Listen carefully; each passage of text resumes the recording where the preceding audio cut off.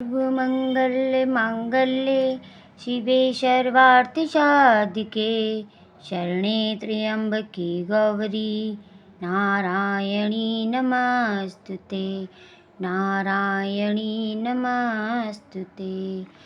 जय माता दी दोस्तों। जैसे कि सावन के बाद पितर नवरात्रि में कई लोग माता की चौकी की स्थापना करते हैं, पूरे 9 दिन व्रत रहते हैं। कुछ लोग कलश स्थापना करने के बाद सिर्फ पहला आखिरी रह के कन्या खिला देते हैं और कुछ लोग सिर्फ कलश की स्थापना करते हैं, जैसी जिसकी यथाशक्ति तथा भक्ति। इसलिए उसमें जो जो आपको सामान लगता है मैं उसके बारे में आपको बताने जा रही हूँ। जैसे कि पहले कलश स्थापना सामग्री, जिसमें है चौकी, लाल कपड़ा, सफ़ेद कपड़ा, कलश तांबे का, पीतल का या मिट्टी का, नारियल जटा वाला, माता की चुनरी, श्रृंगार की सामग्री 5, 7, 9, 16 जितनी आप चढ़ाना चाहें अपने हिसाब से चढ़ा सकते हैं। गंगा जल, पंचामृत, दूध, दही, शक्कर, शहद,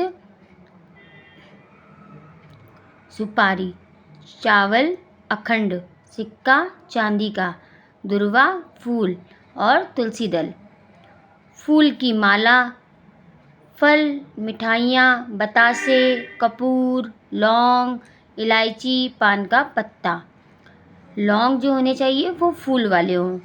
पंचपल्व, अब आप सोचेंगे पंचपल्व क्या होता है?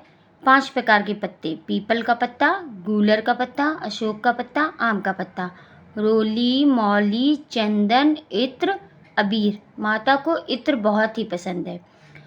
अब ये हो गया कलश स्थापना का सामान। अब मैं आपको दिखाऊंगी कि अखंड ज्योत के लिए क्या क्या चाहिए। अखंड दीपक के लिए सामग्री, मिट्टी का या पीतल का दिया हो। आजकल पीतल के बहुत अच्छे अच्छे दिए आ गए हैं जिनमें आप अखंड ज्योत की स्थापना कर सकते हैं, या फिर मिट्टी का ले लीजिए, वो तो और भी शुभ होगा। अनाज, चावल, अनाज ले लिए या फिर खड़े चावल ले लीजिए, मतलब टूटा नहीं होना चाहिए। घी, तेल, कपूर, रुई। घी में गाय का घी हो, तिल का तेल हो, कपूर हो और रुई हो।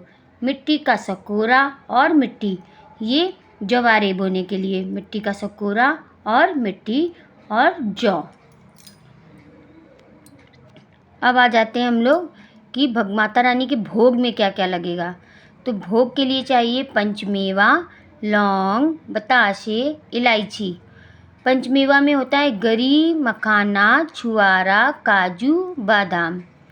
लौंग जो होगी वो फूल वाली होगी, जैसे मैंने पहले बताया बिना फूल की लौंग पूजा में नहीं चढ़ती। बतासे 5 या 7 चढ़ाने हैं आपको। इलायची हरी होनी चाहिए, सूखी नहीं होनी चाहिए। बताते हैं कि आप हरी इलायची चढ़ाते हैं तो आपके घर में समृद्धि आती है। अब मैं बताती हूँ, रोज़ की पूजा के बाद हम जैसे एक सूक्ष्म हवन करते हैं जिसे अग्यारी या आहुति बोलते हैं।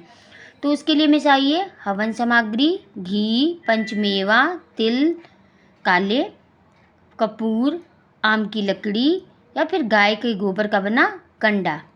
अब ये सामग्री को आप पहले दिन ही, पहले मतलब प्रतिपदा से पहले ही आप सारी सामग्री मिला करके रख लें। पूजा के बाद 5-7 आहुतियाँ दें, सामग्री मिला लें, घी मिला लें, इसमें तिल मिला लें और इससे 5 या 7 रेगुलर आहुतियाँ दें 9 दिन तक। अब आता है श्रृंगार की सामग्री। बहुत लोग कंफ्यूज होते हैं कि क्या चढ़ाएं क्या ना चढ़ाएं।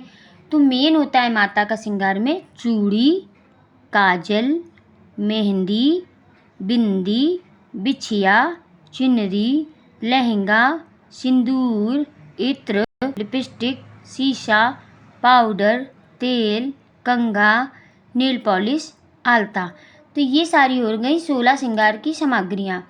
तो आप इसे सब नोट कर लीजिए और फिर आप अपना पूजा का सामान लाइए, जिससे आपको कोई भूल चूक ना हो, पहले दिन कोई लेट ना हो और आप अपने शुभ मुहूर्त पर पूजा कर सकें। जय माता दी दोस्तों, राधे राधे। आप सबका मंगल हो।